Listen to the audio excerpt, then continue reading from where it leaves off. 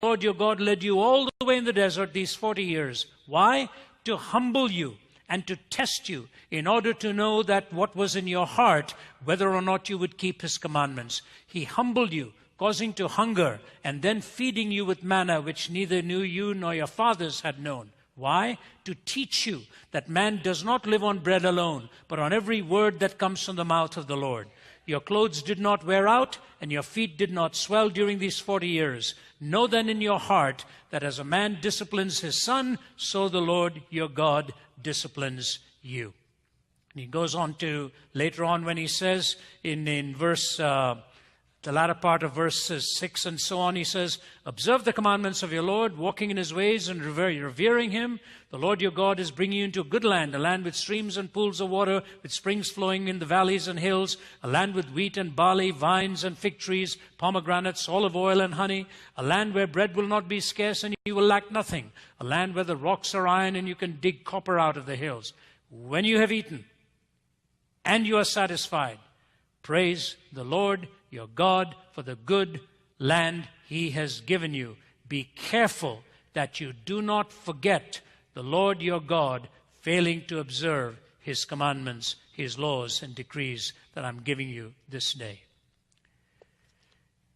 Father, I pray you will bless, minister, inspire, and help us to learn what it is you're trying to say, so that we too may be wise in this day as we live and know how to go through the pain and suffering we sometimes have to go through, and how to celebrate the triumphs which also so punctuate our lives. In Jesus' name, amen. When you look at the Old Testament, many of the teachings come in threes. It is this, for example, their salvation was accomplished at the Exodus. Their identity was defined at Sinai, and their preservation was guaranteed through the 40 years wandering in the wilderness. Their salvation accomplished in the Exodus, identity defined at Sinai, and then the righteousness and the path that they were to follow is shown in that 40 years of wandering in the wilderness, how they would be preserved. They were to refresh their memories of God's saving grace at the feast of the Passover. They were to renew their commitments at the feast of Pentecost. They were to respond as a blessed community at the Feast of Tabernacles. They were a redeemed community, a commanded community, and a blessed community. And yet things went wrong. Things went wrong because of the way leadership went wrong. Leadership is critical in the home, in the academy, in politics, in church, wherever it is. At the center of a column will always stand one person who has to lead, who has to blaze the trail. And if you read the history of Israel, you'll see where the failings came amongst the leadership. You see the untamed passions of a gifted man, wanton power in a privileged man, and the unteachable temperament of a man with a possessed promise. You see untamed passions in a gifted man, wanton power in a weak man, and the unteachable temperament in a privileged man. In Solomon, you saw all of that capacity, never able to control his sensual inclinations. In Rehoboam, you saw all the power that suddenly came to him, but he was weak, unable to know how to handle genuine power. Jeroboam was given an extraordinary promise, a promise that he would be blessed like unto David. But he was not teachable, and he lost out. And if you look at leadership today, you'll see one of these three failings. You'll see the sensually driven, unable to handle power, with thinking they themselves are the beginning and the end of it all, and an unteachable person. This is where our failings really come. But as they were going in through the wilderness, Moses is leading them. He himself has had a tough time coming to this point of believing that he was called to do this. And the most fascinating and ironic thing about preparing Moses, to me at least, comes in the passage when after all of the miracles he'd seen, all of the empowerments given to him, all of that, he really said, how will I know that you've actually called me to do this? How do I know that? God gave him the most incredible answer, which probably caused Moses to say, that's really not what I was looking for. God said, when you get there, you will know I'm the one who brought you. Say, that's not what I'm asking for, Lord. I want to know before I get there whether you really want me to get there. That's how the grand weaver works. The designing threads. You realize more and more how sometimes you blundered into the right. You had no intention to turn out to be looking so right in it all, and God brought you through.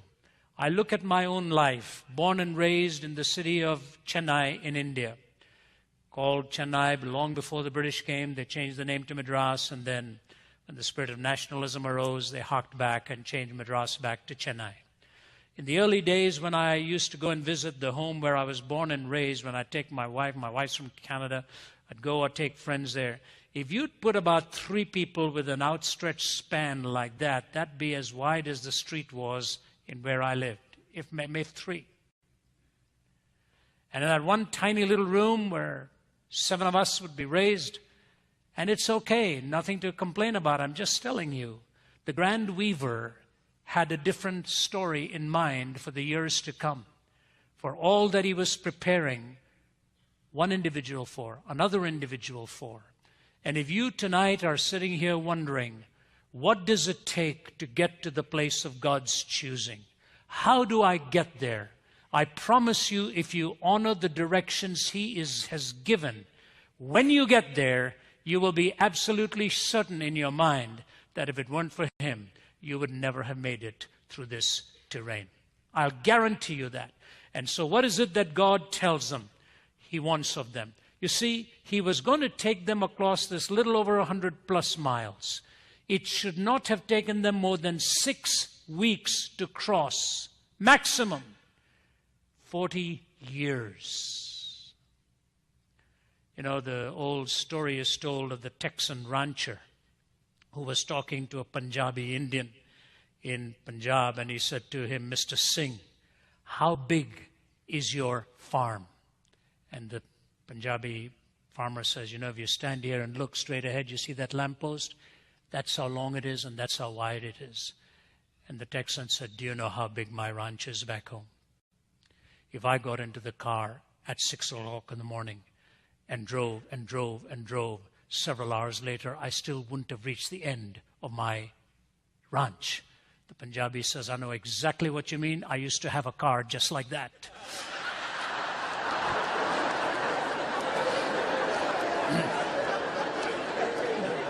We can brag about how big things are, how long it is.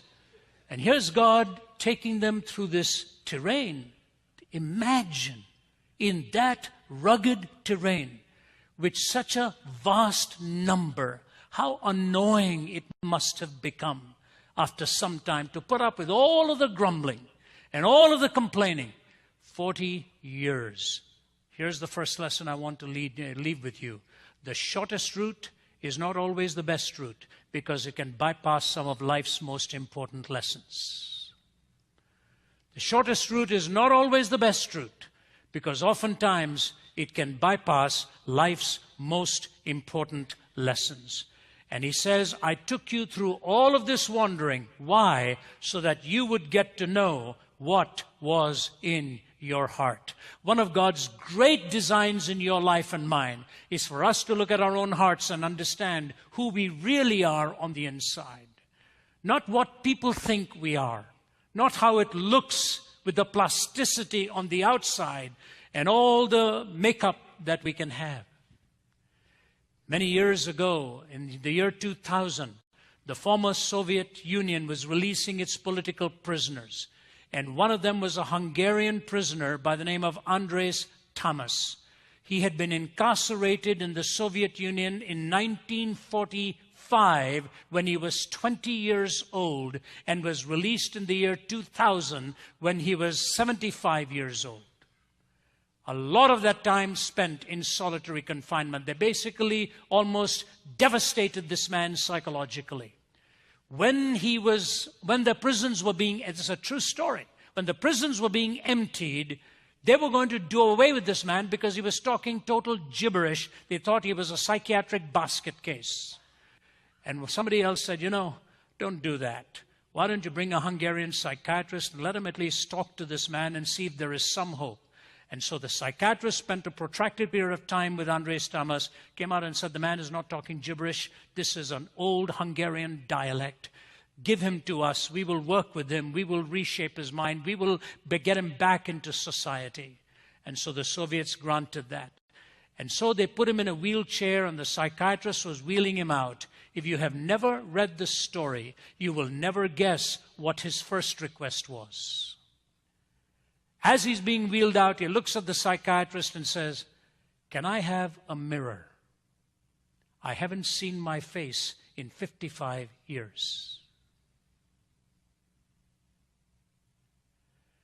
Now you figure out, you're a strong, determined young man at the age of 20, and the next time you see your face, you're 75.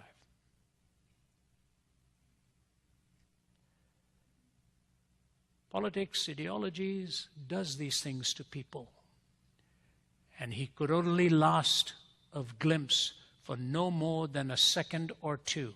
When he held up that mirror, he burst into uncontrollable sobs and put the mirror face down. He couldn't, for the life of him, believe that this was the same man they'd picked up when he was 20. We get up every morning, put on our innocent forms of disfigurement, look at the mirror, we like what we see, and then we go out. Let me ask you this. Is there a mirror for the soul? Is there a reflection God intends for you and me so that we know what we are intended to look like? It was George MacDonald from whom C.S. Lewis borrowed this statement, "You do not have a soul. You are a soul. You have a body." You do not have a soul. You are a soul. You have a body. Is there a mirror for the soul? Here's the first lesson. I took you through that wilderness for all these years so that you could see in the humility of your own heart what you really are like.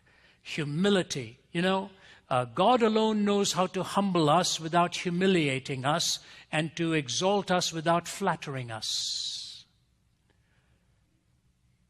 God alone knows how to humble us without humiliating us and how to exalt us without flattering us. So said the famed Australian and New Zealand writer E.M. Blakelock many, many decades ago. It's a statement I remember reading in one of his tiny little books and writing it down. And here's the first lesson. God intends you and me to have a humble heart and a humble spirit. Do away with pride.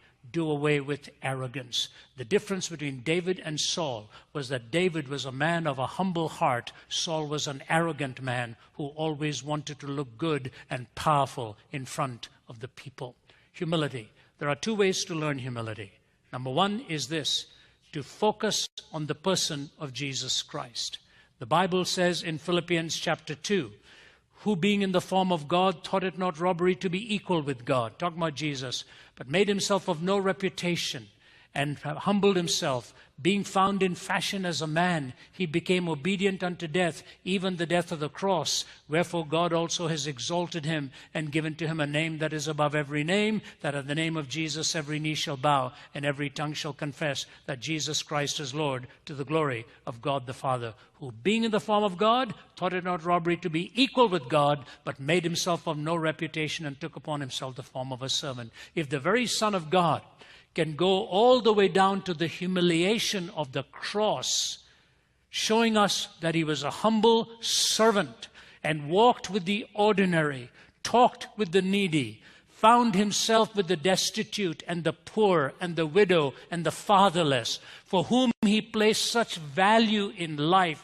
So often he found himself with a common person, and the Bible says the common person heard him gladly. It was the power brokers that were really fighting him. Humility. You learn this emulating capacity by observing our very Lord and how He lived, how He walked, how He died. God also finally exalted Him, gave Him a name above every name. So that's the best way. It's a tough way. I've seen people like that in my walk. I've seen the humble of heart, and every time I've been with people like that, I have walked away just overwhelmed by it all. Just this week, I think, if it was not here, we came here from Indianapolis, I think it would have been somewhere there. Somebody was talking to me about a man that I knew in Calcutta. His name was Mark Buntain. I have some special friends and colleagues from India here tonight as well. They all know who Mark Buntain was. He was known as Saint Mark of Calcutta. Thousands were fed by his congregation every day. One of the humblest human beings you could ever meet.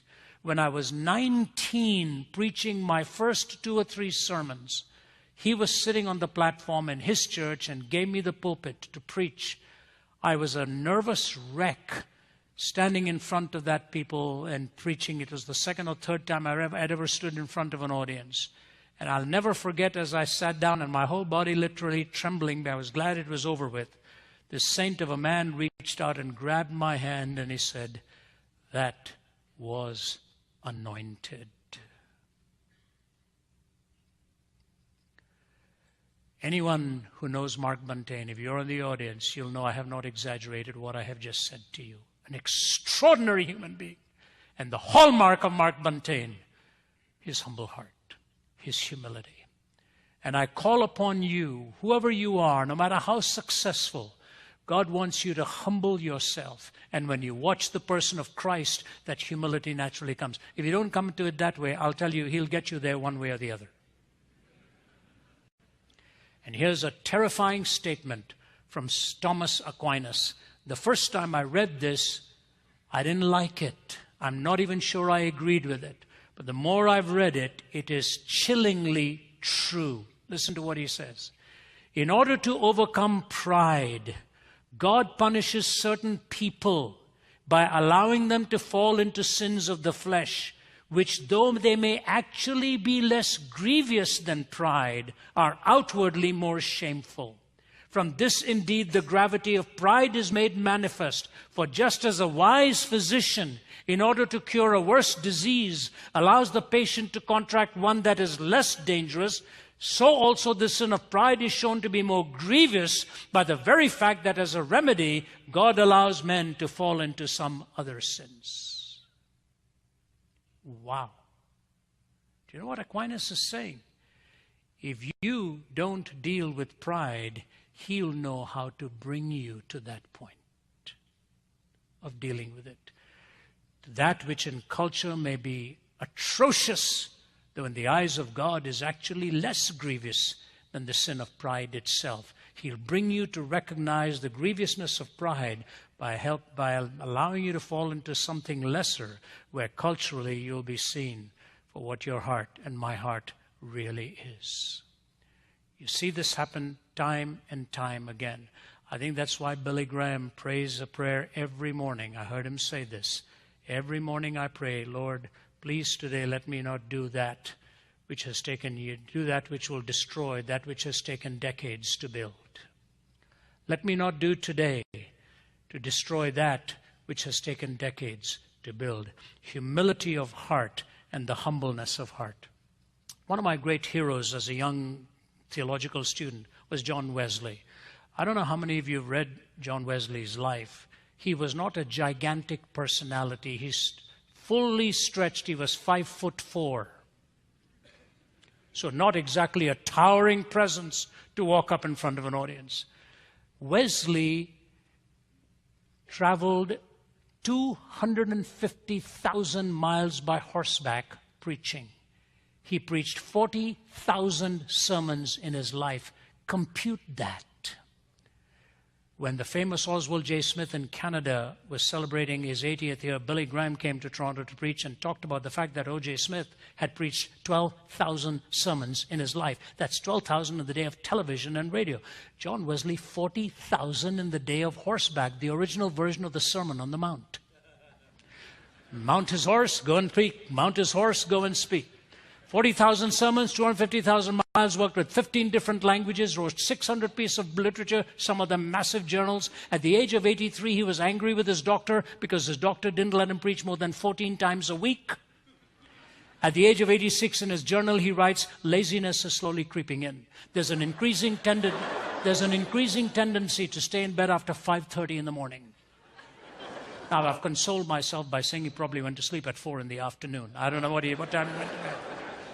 He was one of 19 children raised by Susanna Wesley. Susanna herself was one of 29. I don't know. I wouldn't want that. I wouldn't want to buy their shoes. 19, 29. One day, Susanna looked at John and said this to him. When he said, Mother, how do you define sin? She said, Son, whatever weakens your reasoning, impairs the tenderness of your conscience, obscures your sense of God, or takes away your relish for spiritual things. In short, if anything increases the authority and the power of the flesh over the spirit, that to you, John Wesley, becomes sin, however good it is in itself. So he covers the two great continents, brings in this great evangelical awakening. You go to his home in London. There's a monument at the back there, a tribute to him. And these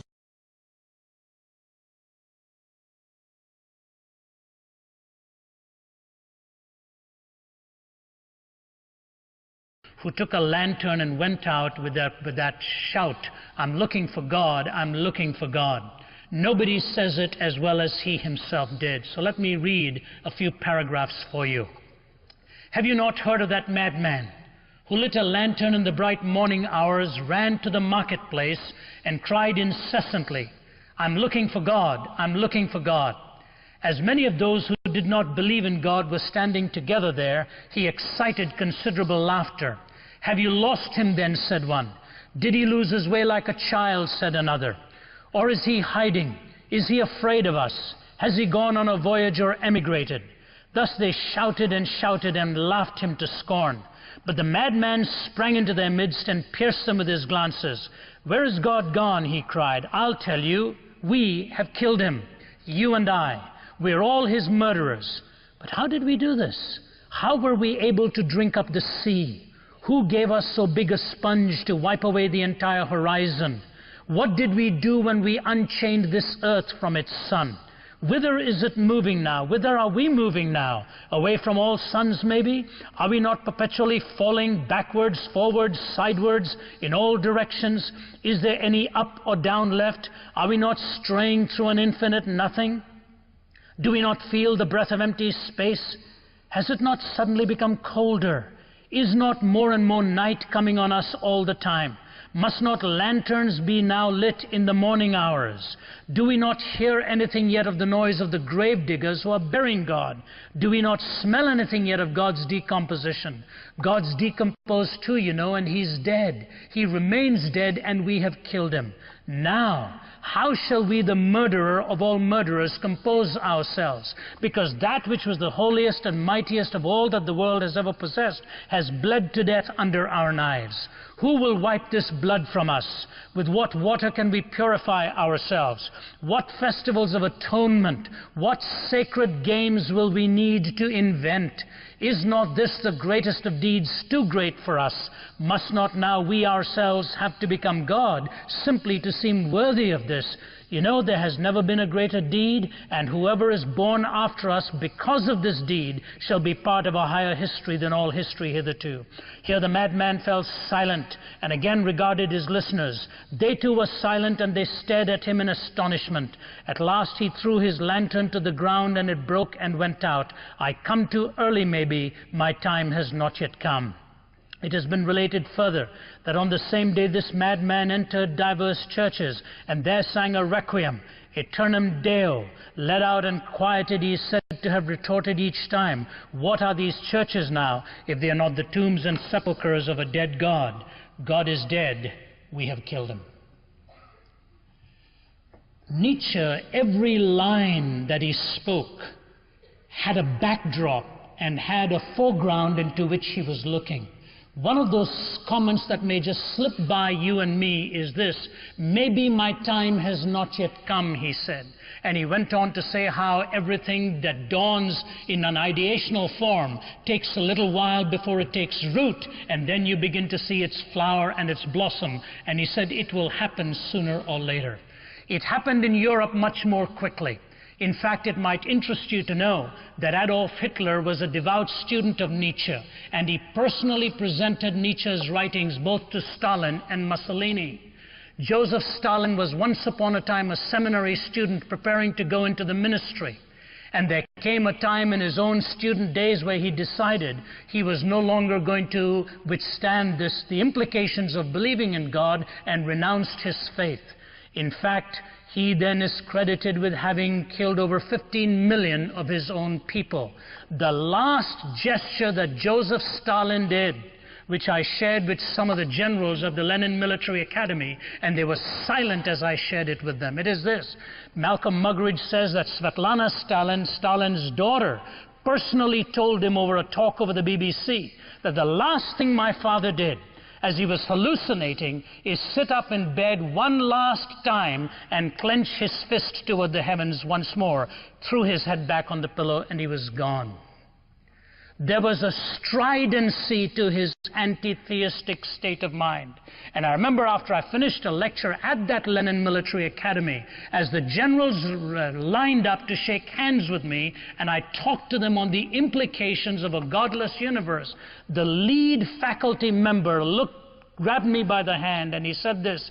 He said, "Dr. Zacharias, I believe what you have said is probably right, but it's very difficult to change after 70 years of believing a lie." Now, you and I living in the United States, it was much longer for this idea to take hold. And somewhere in the 60s, that idea began to take root. And as we look back upon the last 4 decades, I want to take you through 3 moods that came upon particularly the North American subcontinent here. And as those moods took hold, the ideas of a godless culture began to take stronger and stronger hold on you and on I. You see, whether we like it or not, please hear me carefully, religion is the essence of culture, and culture is the dress of religion. What you and I believe about the ultimate purpose and meaning of life works itself out into culture.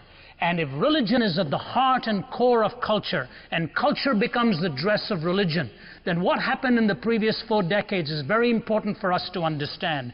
3 ideas began to take root. 3 moods began to take hold. And as I present them, I want you to take a look at this definition of culture, and then look at these moods that ended up ultimately decimating the absolute. Daniel Yankelevich, a sociologist, says this: culture is an effort to provide a coherent set of answers to the existential situations that confront all human beings in the passage of their lives. It is an effort to provide a coherent set of answers to the existential questions that confront all human beings in the passage of their lives. Now, interestingly enough, if you were to go into India today and ask them what defines your culture, there will be a predominant answer of the Hindu pantheistic worldview. If you were to go into many parts of the Middle East, the predominant answer would be an Islamic worldview. If you go into Thailand, the answer would be it is the Buddhist worldview. If you were to come to the United States, I think you'll get as many different answers as the individual to whom you would talk, and possibly the undergirding idea would be we are principally a secular society. So I want to talk a little bit about this notion of secularization, because I think it is a double-edged sword. It has valuable help in the kind of culture in which we live, but then that very blade ends up stabbing us when we are looking for some absolute answers to life's most challenging existential questions. The first, therefore, is this idea of secularization, a mood that has taken hold for the last 30 to 40 years. Let me define it. Secularization is the process by which religious ideas, institutions, and interpretations have lost their social significance. Now, repeat that. Secularization is a process by which religious ideas, institutions, and interpretations have lost their social significance. I can illustrate that for you in the following way. I recall when I was living in Toronto, Canada for about 10 years. Toronto for nearly a century has been described as Toronto the Good. It got that brand in the 1880s when the mayor decided to make it a city with high moral impetus. But as the years were going by and struggles came and moral issues confronted culture, there was a significant moral question before the electorate in the 1980s. And the man who was running, who was the incumbent at that time, was challenged to deal with this issue in a way that would not take the Canadian ethos down the wrong road. It had to do with certain matters of personal practice and so on. And he went on the air, and this is exactly what he said. I have received thousands of telephone calls on this subject, but I'm going to disregard all of them because a vast majority of those calls have come from religiously minded people, and we know that they do not deal with these issues objectively. Fascinating comment, that we know they do not deal with these issues objectively. So a person's view was dismissed on the basis of the fact that he or she were a religiously minded individual. When you examine the foundations of a comment like that, put it in your own thinking in the following way. Suppose a volatile issue were being discussed in our society of a moral nature, and you had on the panel a professor, a lawyer, a university president, you had a medical doctor, you had a politician, and you also had a minister discussing the same issue. Who do you think would be assumed to have the least amount of academic authority on the subject? Those watching would immediately certainly assume that the university president and the professor had an idea, the lawyer would know the implications of society. Deep inside, most skeptics would say the religious person is the only one that comes here with prejudice. The rest of them are going to deal with this very, very rationally. But as you examine this struggle, my dear friend, and you look upon this country now and what's happened in the last 30 to 40 years, my suggestion to you is this: while we are cognizant of a very serious war raging thousands of miles away, a war that threatens your and my lifestyle and the values we cherish, there is a more insidious war going on right in the home front. And the insidious war is this: to what source are we going to look for objective moral authority and value? What is going to define us as a people? Now that I have spent half of my life in the West, having spent the first half of my life in the East, I see troubling signs in North America, wondering whether we can withstand what is going on inside of us. When I was at a hearing in Washington, D.C. some time ago, the issue was on terrorism. Sitting next to me was the writer Peggy Noonan, and many congressional people were around that table. And Peggy Noonan stood up and said, "Is there anything that terrorists fear about America?" There was pin-drop silence across that table, and I stood up and said, "Can I take a stab at an answer?"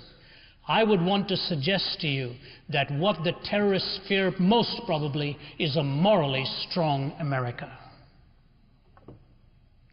That is probably what they fear the most, because they know the cohesiveness of a moral conviction cannot be dislodged very easily. And if you examine what secularization has done, the problem with secularization is as it sweeps over a culture and takes root of that culture, you begin to lose definitions in the process. How do we define right from wrong? How we define moral from something that is immoral? I recall when I first moved to Atlanta, Georgia, a leading pornographic entrepreneur was being tried for all of the stuff that he was peddling, and they were trying to select a jury. It took them many, many days to select the jury, because one of the first questions the defense lawyer was asking them is, "Are you a member of a local church?" And in the South, it was very difficult to find somebody who answered in the negative. They all were members of the local church, and therefore they were being put aside. And the lawyer's point was this. He said, for me to bring religiously minded people here is they will already have a predisposition towards pornography, and I'm looking for people who are neutral towards it. Basically, some kind of moral zombie who had no idea on what to believe in this matter, or possibly never even heard the word. This masquerades as sophisticated thinking and judicial astuteness. When you're looking for someone who has absolutely no opinion on something that can so overtake the imagination and cause havoc in young minds.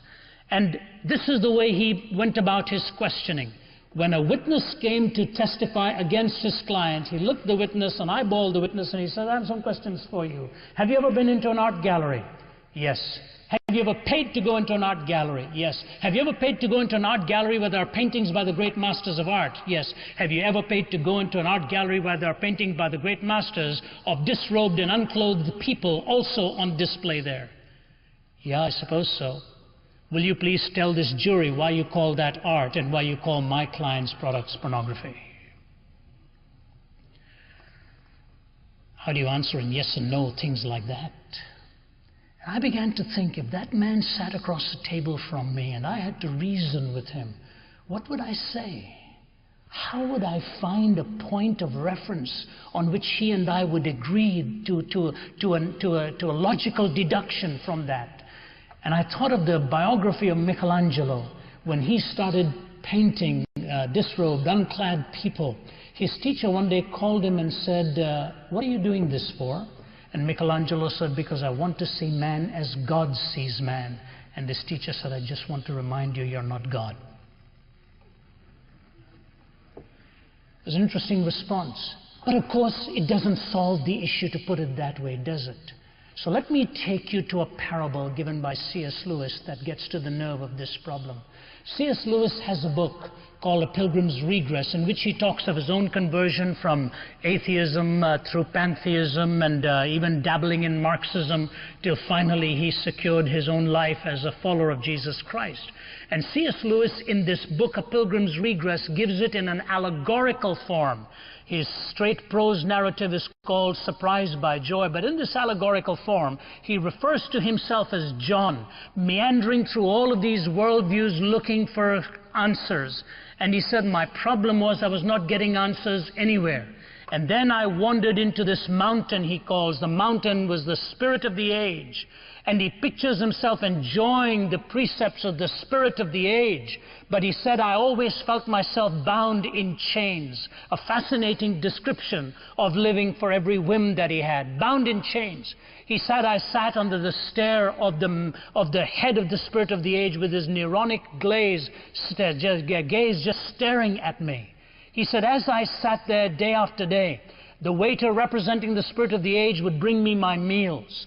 And one day, as he unchained me so I could enjoy my breakfast, I made the foolish comment, I should have thought of it, when I looked at him and said, this milk is utterly delicious and refreshing. And the man representing the spirit of the age said, you only call it milk as delicious and refreshing. All it is the secretion of a cow. Like it's urine or anything else. You just call this one name and the other things are called other names. He said, then I made the bigger blunder on commenting on the eggs. He said, and you should have heard the parallel he drew for the eggs. I won't even insult your intelligence by repeating it for you. Pick up the book. And he said, as I looked at that and heard that in revulsion, I wanted to respond, but I didn't know how. We were calling it one thing, they were calling it another thing. He said, then all of a sudden reason came riding on a horse and rescued me. And as reason came riding on a horse and rescued me, he looked at the head of the spirit of the age and he said to him, you lie. You lie. You don't know the difference between what nature has meant for nourishment and what nature has meant for refuse or garbage. That's the point I want to make for you. You see, when an artist takes a canvas and pink ink or whatever and somehow convinces himself or herself that there's some artistic genius here. There may be some justification if the artist has any sense of perversion in the mind. The canvas cannot look at the artist and say, do not do this to me. But a person sitting in front of the lens of the camera, whose disrobing is purely for the titillation of the fanciful imagination of somebody who's never going to be satisfied by it, but might end up taking him or her down the road of ultimately imaginative destruction. The person sitting in front of the lens of that camera ought to scream out and say, don't do this to me. But she will not say that, or he will not say that, because when secularization has done its work, it would lead to a generation that has lost its sense of shame. Think about that. I met a young Iraqi officer who sat across the table from my wife and I, and he said this to us: I was in the Iraqi army, trained to do two things: to make false passports, and number two, to kill without any emotion and any feelings. Think of being a human being who can do that without any feelings. This was a young man who was growing up under a demagogue whose pure training compiled false documents and murder without any sense of emotion, without any sense of feeling. Ladies and gentlemen, to you and me it may seem like a small thing when we look at a generation without shame, but you show me a human being without a sense of shame, and I will show you a human being who will stop at nothing. And secularization literally comes from the word Latin saeculum, this worldly. There is no transcendent moral order.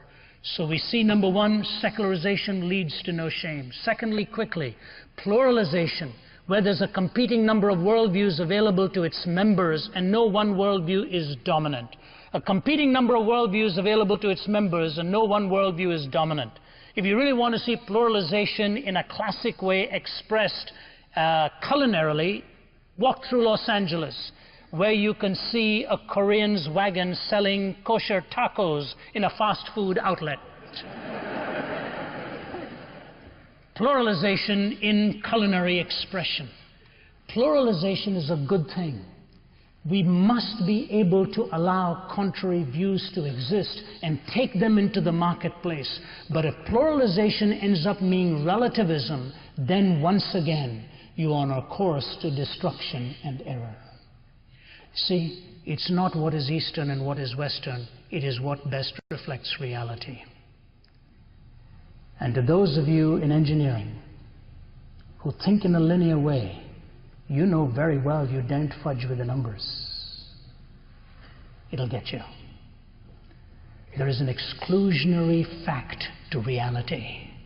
And the problem today, young men and women, is this: in this terrific age in which you are, find the moral point of reference for your absolutes.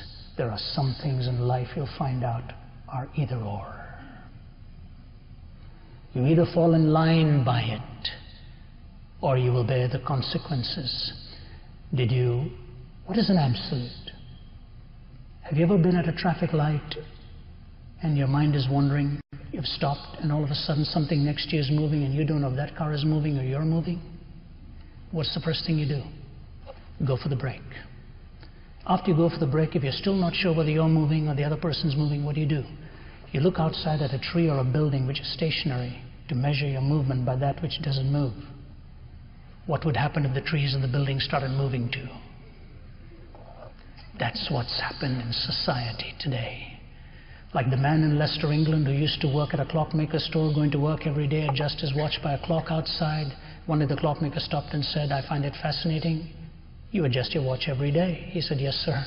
My watch doesn't work very well. I'm the timekeeper at the factory. I have to ring the bell at 4 o'clock every afternoon and my watch doesn't work very well." The clockmaker says, "I've got some bad news for you. My clock doesn't work very well either. I adjust it by the bell that I hear from the factory every afternoon at 4 o'clock. How do you find an absolute in a relativistic age? I'll make this one comment. I've gone beyond my time, but that's not uncommon for an Easterner. It is this: Relativism cannot be true. Cannot. Because when a person makes the statement that all truth is relative, he or she either includes that statement or excludes it. If that statement is included, that all truth is relative, that means that statement is also only relative and not always true. If it excludes the statement, then it is positing an absolute while denying that absolutes actually exist. Relativism simply cannot be true. So when the postmodernist says words do not have any meaning, you have a right to ask him what he meant by that statement. I say to you, secularization leads to no shame, pluralization kills reason, and finally privatization, where we are forced to take our belief into the private world. And there's a bifurcation, a breakdown between who I am in public and who I am in private. And in that bifurcation, there is a loss of meaning. I was fascinated by one politician's statement recently that he did not allow his faith to interfere with his politics. Shocking. Then does the politics interfere with the faith? Or are they two never-meeting parallel tracks? Is it a faith that is true or fictional? We try to separate this, and the single greatest sign of our times is a loss of meaning. Wasn't it Jack Higgins, the writer, who said the one thing he now knows that he wished he'd known as a younger man, that when you get to the top, there's nothing there. Ours is a troubled world, very troubled. I crisscross this globe so much my heart aches. I've laid in my bed at night and wept with what I've seen going on out there. God has given you a unique privilege of being in this land, which was founded on a Judeo-Christian worldview. Islam and pantheism would never have framed a nation like the United States of America. Know what you believe, why you believe it, and know that ultimately transcendent worth is the ultimate worth to every man, woman, and child. No, it is not just this world. It is God we look to.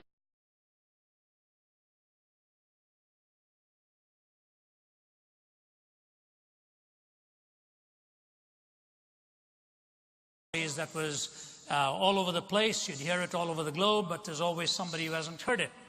And it's the story of Sherlock Holmes with Watson camping out one night.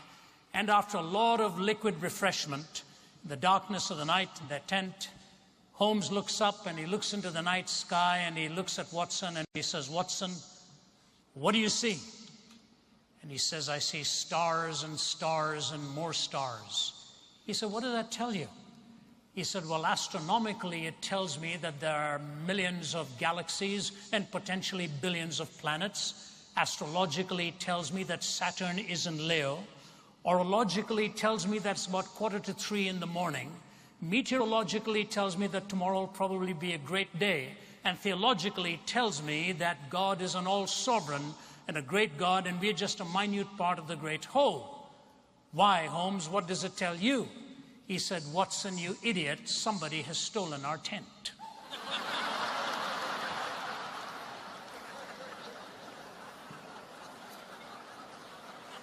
Have you ever thought what the very word university means? It comes from the joining together of unity in diversity, which was the greatest pursuit of the Greek philosophers, to find the ability or the skin or the tent that would pull it all together. And yet here we are now, most of us graduating from pluriversities, with the disciplines sort of running along their own little tracks and not finding out how to connect these disciplines one with the other. When you see this kind of thing, you realize how difficult communication might become. You may have heard the story of this Indian farmer who was talking to a Texan. And the Texan was bragging about his ranch, and so he looks at the Indian farmer and he says, "Mr. Singh, how big is your farm?" And the Indian farmer says, "You know, if you look a little out of the distance, you see that lamppost there?" He says, "Yeah." So my farm is that long and about that wide. That's about the length and breadth of my farm in Punjab. He says, why, what about yours? He said, you know something, in Texas? He said, if I were to get into my car in my ranch at sunrise and keep driving and driving and driving, by about 9 or 10, I still would not have reached the end of my property line. And the Indian farmer looked at him and said, I know exactly how you feel. I used to have a car just like that.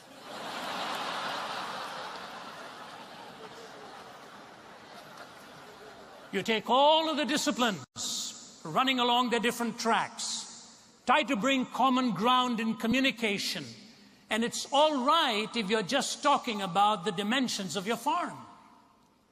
But if you're dealing with the very foundational questions of life's essential purpose, then all of a sudden the differences come. Some things are sacralized, some things are desacralized, and these conflicts arise in cultures that are willfully pluralistic. I was in Jerusalem, Israel, not long ago, and 4 young Palestinian men, friends of mine, invited me out for an afternoon to have some tea in one of the restaurants. I arrived there, and one of them looked at me and he said, Ravi, can I tell you a little story? He said, a famous Bible speaker by the name of Brother Andrew was here some time ago. And I was sitting at a table with Brother Andrew and a leading mullah, leading sheikh. And they were very cordially talking to each other. And he said, it was a tense time here. He said the Israelis in some activity had killed about 4 Palestinians. And at the instruction of this particular sheikh, 8 Israelis were ordered killed, and that was carried out. So he said, I'm sitting here at a very tense time with an even more tense conversation. For one of them was involved in this act. And he said, I watched as Brother Andrew and he spoke. And Brother Andrew leaned forward and said to him, Sheikh, can I ask you a question? Who made you the judge of this world, or the executioner to this world? Who made you the executioner to this world? The Sheikh looked rather surprised and he said, I am not the executioner. I am merely an instrument of God's justice. At which point Brother Andrew paused and then looked at him and said, what then is the place for forgiveness? And the Sheikh didn't bat an eyelid. He looked at him and said, that's only for those who deserve it. That's only for those who deserve it. And this young Palestinian lad looked at me and he said, in that 2-minute conversation, I realized how difficult it was to find a bridge between worldviews. In that 2-minute conversation, I found out how difficult it is. And ladies and gentlemen, even though we may say it lightheartedly and so on, I know there are issues today where one wrong word could completely destroy your future. One misspoken analogy can be taken the wrong way. And so I'm walking through a minefield here, trying to make sure that what I communicate to you, and I'm more of an extemporaneous speaker, and I don't really go to a manuscript to talk, so I hope you'll give me the benefit of the doubt if some word seems errantly spoken to you, and if that happens, I'll be happy to clarify it during the question and answer time. But in our cultural struggles globally, we are dealing with issues of huge dimensions. And the fact that a university setting like this can be a venue to afford a discussion of this nature is a tribute to all of you. And so I want to thank you as a campus, thank you for the organizers, and thank you for those who put in all of the hard work so that even if we disagree, we don't need to be disagreeable. My mother used to say when I was a young lad, once you've cut off a person's nose, there's no point giving them a rose to smell. And so I don't want to cut off any roses and then offer you cut off any noses and then give you a rose to smell. We hope we'll get the terminology right there. In the 1980s, sociologists like Daniel Yankelovich were writing about the cultural shift in dramatic ways. And in one of the leading publications, he was quoting Daniel Bell, the social thinker, and here's the way he defined culture. Culture is the effort to provide a coherent set of answers to the existential questions that confront all human beings in the passages of their lives. Okay? So culture is an effort to find not a disparate set of answers, but a coherent set of answers to the existential questions that confront all of us in the passage of our lives. Then he went on to say this, seeing where we were headed, a genuine cultural revolution then is one that makes a decisive break with the shared meanings of the past, particularly those that relate to the deepest questions of the purpose and the nature of human life. So a cultural revolution is underway when we are making a decisive break from the shared meanings of the past, particularly those deep questions that deal with the very purpose and nature of what human life is all about. So if it's an effort to find a coherent set of answers, and a cultural revolution takes place when we are taking a decisive break from the shared meanings of the past, then you know the more you get to the hard questions, if you calibrate them wrongly at ground level, to use an airplane analogy, if the calibration is wrong at the ground level, then the higher the altitude you fly to, the variance is going to be wider and wider and wider. And it's these culturally shared meanings that are now up for grabs, and the cultural revolution is now into its second or third generation. What was happening? I believe there were three sociological phenomena that was lying beneath the surface. I use this only as a scaffolding now to bring you to the point of what it is I think the deductions really are and wherein lie our answers. Many years ago, one of them wrote it in these words: first, dentistry was painless, then bicycles were chainless, and carriages were horseless, and many laws enforceless. Next, cookery was fireless, telegraphy was wireless, cigars were nicotineless, and coffee caffeineless. Soon oranges were seedless, the putting green was weedless, the proper diet fatless. New motor roads are dustless, the latest steel is rustless, our tennis courts are sodless, our new religion godless. All of a sudden, definitions are taking place without a transcendent perspective of any kind. And the three underlying sociological phenomena were as follows. Number one, the process of secularization. What is the process of secularization? It is the process by which religious ideas, institutions, and interpretations were deemed to have lost their social significance. Where religious ideas, institutions, and interpretations were considered to have lost their social significance. Yes, they could function, but in terms of the hard questions of meaning, essence, and destiny, they were put on the margin and not considered as serious voices in the shifting sands of the Cultural Revolution. How do we even illustrate something like that? Say you were discussing a serious social issue of our time, and you had a panel in front of you on television, and you're watching the program. And you see an academic, you see a psychologist, you see a lawyer, you see a medical practitioner, you see a philosopher of ethics, and you're listening to all that they have to say. You will see a behavioral scientist and so on. And then all of a sudden you come to a pastor and his or her view on the subject.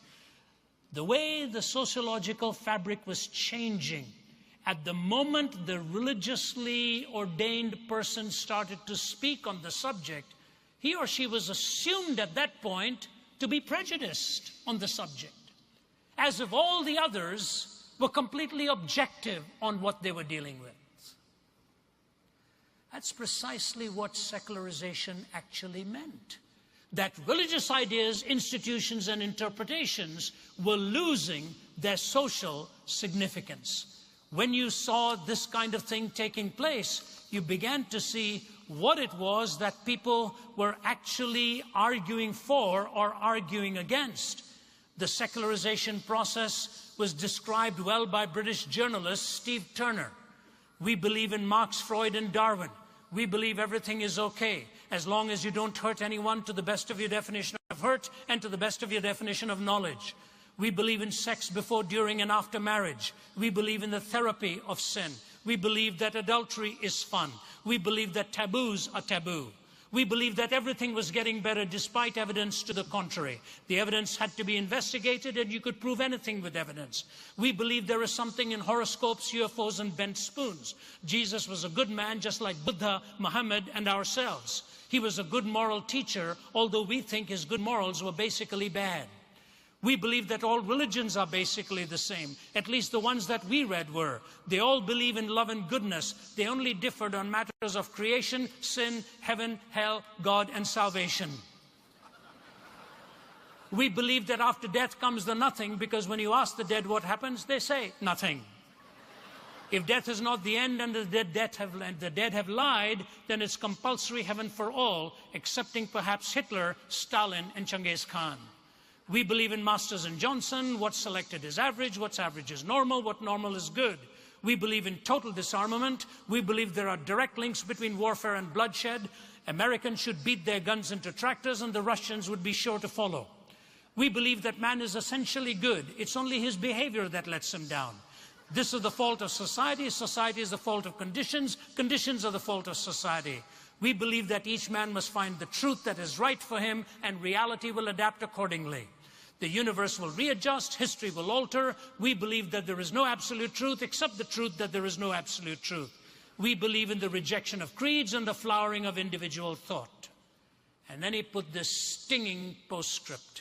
If chance be the father of all flesh, disaster is his rainbow in the sky. And when you hear state of emergency, sniper kills 10, youths go looting, bomb blast school, it's but the sound of man worshiping his maker. If chance be the father of all flesh, disaster is his rainbow in the sky. And when you hear state of emergency, sniper kills 10, troops on rampage, youths go looting, bomb blast school, it's but the sound of man worshiping his maker. Now, I want to funnel this thought down to show to you what exactly the uppercase secularization process actually ends up doing. Now again, you'll have a chance to respond to it or have it clarified or even counter it in the question that you raise. But here's what happens.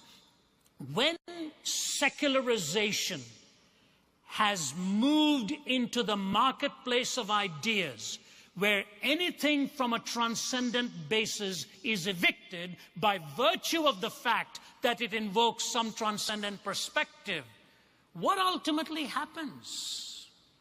What ultimately happens? Where do we turn to for our definitions that are not ultimately self-referencing?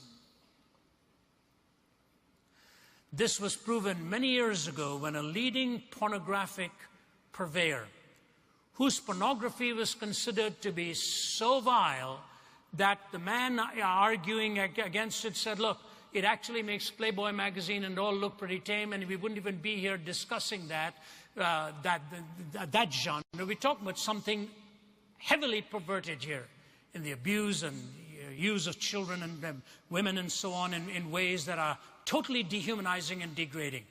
But the man who was arguing for the defense of this man's right to produce it had a very clever way in a secularized consciousness to shape his questions. And here's what he said to a witness who was witnessing against it. And he said to him, have you ever gone into an art